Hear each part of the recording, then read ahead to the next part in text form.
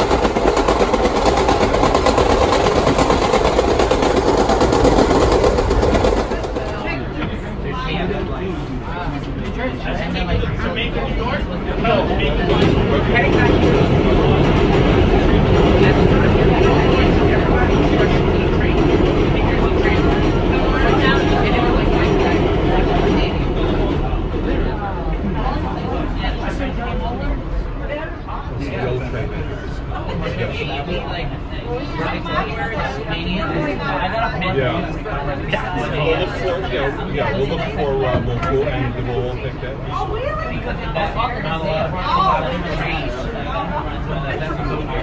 I rushed. Luckily, I was one of the first ones to get on the train.